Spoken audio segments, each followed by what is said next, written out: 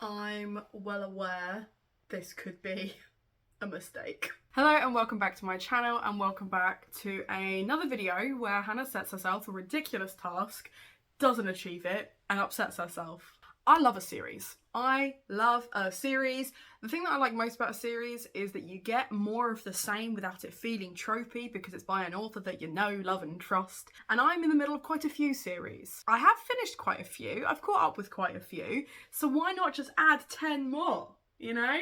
Just keep layering it on thick. Anyway, that's what this video is. These are series that I would like to start in 2023 with every intention of also finishing them in 2023. Or at least the first trilogy part of them. You'll understand when I get there. So the first series I want to start and finish in 2023 is Percy Jackson. I bought this box set in for a customer who then didn't want it, and it has just sat on my shelf looking at me ever since. And I'm gonna let you in on a little secret. I only ever read the first two. Haven't read the whole thing. Don't know what happens in these books. These books, because it's backwards. These books. No idea. Why is that box set backwards? That's really annoying. I've only just noticed, I've been staring at it. I just admitted that I've been staring at it for ages, and I never once noticed that the numbers are in the wrong order. Why is 5 closest to me? That doesn't make any sense. Percy Jackson is massively beloved by most booktubers. I feel like I need to read it. I feel like I need to make the money that I spent on this getting it in the first place worth it. I'm sure I could have sold it if I'd wanted to, but I didn't, and I haven't, and I'm going to read it in 2023. I have tried to read book 1 as a reread last year, didn't, but I'm hoping that with some accountability from you guys, I might actually make it through this box set. I do, however, like that it is like handily packaged in plastic. I really enjoy that. If all box sets could come in the right order but wrapped in cellophane. I know plastic is bad and stuff, but do that with a box set. Do it. I don't care about flop. I want the spin. I want the spin of a rugby ball on my box set. Anyway, I'm going to stop throwing these about because I will hurt myself. Another plastic wrap box set with a bit more heft. I have been trying to reread as many Meg Cabot books as possible to work out which is the elite Meg Cabot series. This is what I mean about hurting myself. I have the Princess Diaries on my list for 2023. There are 10 books officially. There are others, I think like adulty ones, that are also out, but I don't care about those. It's these 10 that I give a shit about. It's these 10 that I will be trying to read, which means one a month. And then I get like Christmas season off. I probably won't read one in October. And I'll read the last one in November, and then Christmas I can nap. Gotta get it done. I need you guys to hold me accountable. This is a YA romance series about a young girl who finds out, oh my god, she's a princess, which isn't like everyone's dream, I guess. And she really struggles with her identity, with her family, and with all the crushes that she has. So I love the films. The films are great. And I really loved this series as a kid. I can't wait to reread it. I'm hoping it's going to be a lot of fun. Some of Meg Cabot stuff has come out as more problematic. I've noticed there's a lot of fat phobia in Meg Cabot books, which as an adult and fat does make it for more difficult reading than when I was a kid, but I have high hopes for this one because it's not in every series, but like I feel like this one is going to be elite. And the last one, wrapped in plastic, you'll have already seen me mention because I mentioned it in my goals video. I will be doing a read along for the first 5 books at least of the Hitchhiker's Guide to the Galaxy, which is another one. It feels weird how light this one is compared to the last one, but another cellophane wrapped box set. I love it so much. Anyway, this is about a young man who finds out that Earth is being destroyed, or at least the Earth that he's on, and whilst a new Earth is being built, he has to go and explore the galaxy, except he doesn't have a rocket ship of his own, he has to hitchhike. It was turned into quite an entertaining film, which had the same guy that plays the Hobbit in it, Martin Freeman, and it's a lot of fun, but you will need a towel. Don't forget your towel, it's very important. I really shouldn't have put my table there, because it's made it very convenient for me to just be like, I'm going to say something pithy and walk off to the side. A series that I've been avoiding reading, one because at first I thought it was because I was going to love it so much. I was like, let's save it for when I'm in the mood for a series that I can really like sink my teeth into. And since then I've read another book by this author that I was like, oh, that was awful, and it made me really sad. It's the Furyborn trilogy. I've got all 3 because I don't know if you saw how much dust came off that, but that just goes to show how long I've had this copy. This was one of the first books ever gifted to me as a booktuber. So love that for me. And then of course, because I'm a strong believer in get your sequels to match, I bought myself the 2 hardbacks as well when they were available. I've got dust in my mouth now. I have no idea what this is about. I just know that it's queens and magic. That's kind of all I wanted to know going into it. It's one of the few series that won't be a reread for me. Very excited to get to these. But as I said, more nervous now. I read Sawkill Girls and loved it. I thought it was great. It's such a clever, dark, gothic novel. And then I read Extasia and it was shit and it made me very angry. So who knows? Who knows which side of the spectrum this will fall?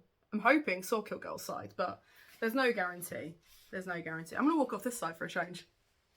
As I said, quite a few of these series that I want to get to are rereads. And a series that I, again, have been putting off rereading because I'm worried that I really enjoyed it as a young'un and won't enjoy it as much as an adult is the, oh god, these are so bad, the Iron Seas novels. This is a steampunk detective story where these two have a lot of sex. And when I say I was a teen, I was a teen. I was about 14. Didn't know there was going to be sex in this. Was very much confronted with sex and was just like, oh, okay. I hope this doesn't awaken anything in me. This better not awaken anything in me. He is absolutely my type now. There's no two ways about it. Anyway, she's like a tinkerer. She can like make things, and he's like a sea pirate / cyborg, as if I remember. And there is something infecting other androids and cyborgs and stuff. So they were solving crimes, but it's a trilogy. I only ever read the first one. I'm super nervous about it. These aren't really available anywhere else, so this is purely for me as opposed to just for like general content. But like, imagine making the sequel to your book Riveted. The puns. The Iron Duke, Heart of Steel, and then Riveted. I'm the target audience for shit like that. Another reread that I'm expecting to be awful is the StarCrossed Trilogy. This is by Josephine Angelini.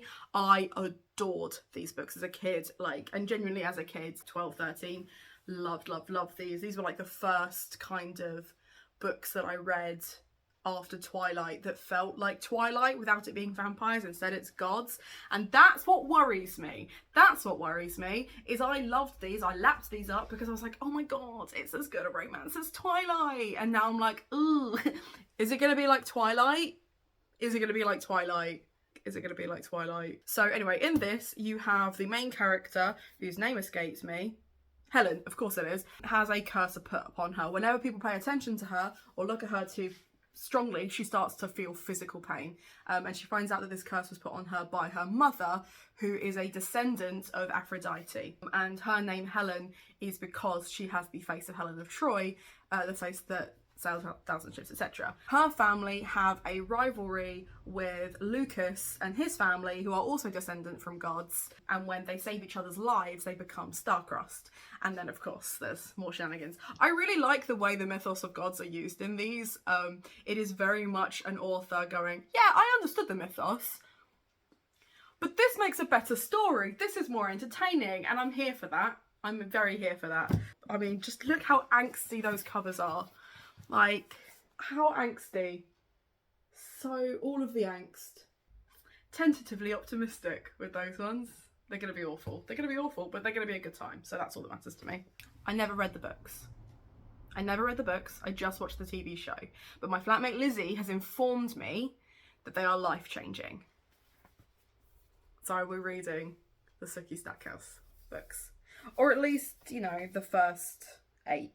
I know there's like more than that. I know there's like 100 books in this series, but I'm reading the first 8, the actual Sookie ones. The OG, I mean, look at those covers. Look. It's about a woman who sleeps with vampires, but also might be a fairy, but also there's werewolves and other creatures and stuff like that, so monster smut.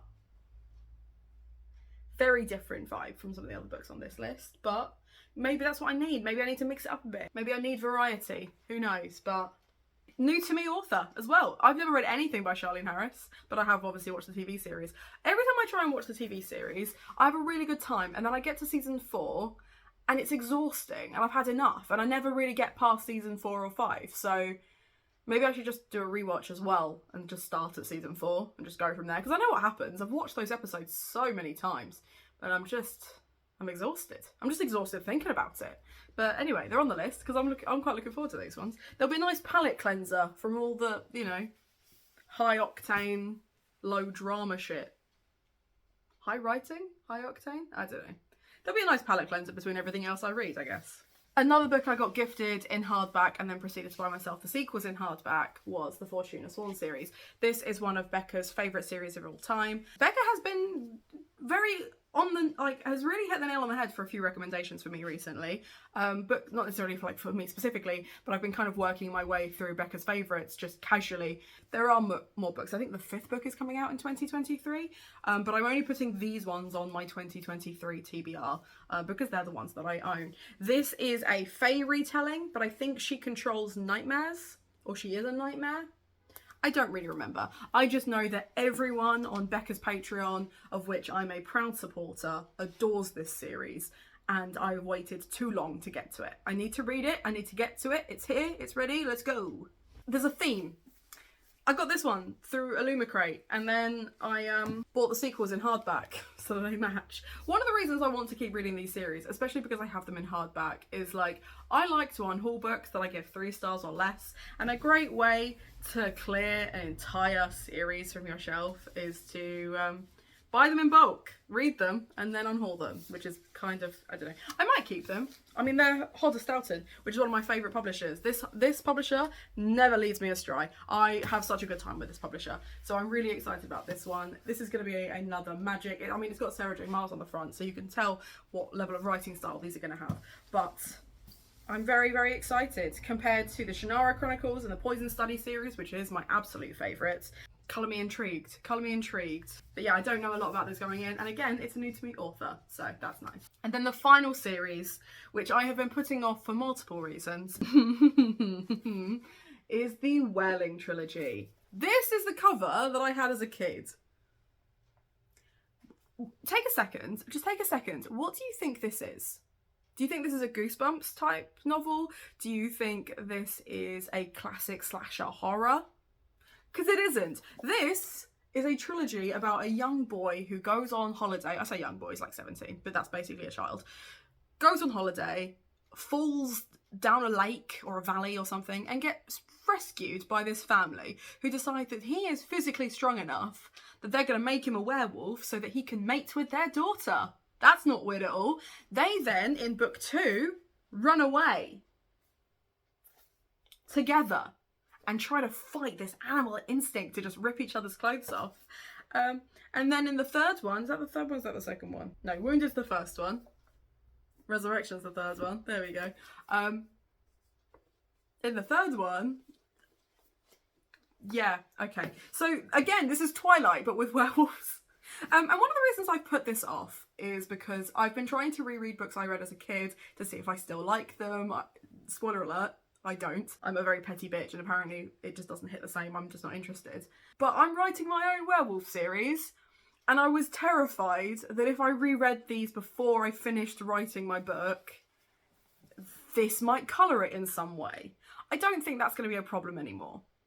1, because I'm very nearly finished, and 2, because the more I talk about this trilogy and the impact that it had on me as a teen, the damage is done, it's over, it's fine.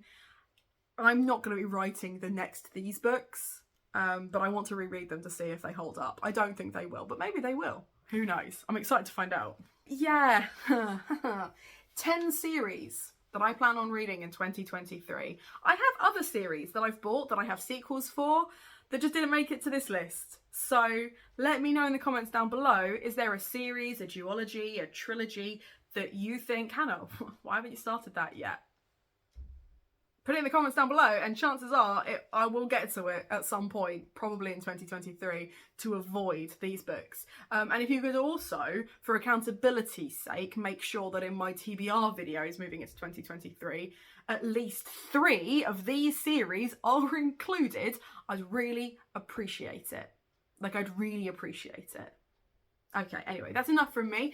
Treat yourself to something from Waypoint because it supports me and my content. So let me know in the comments down below which of these series I should start with. Make sure to like and subscribe, and more importantly, have a nice day.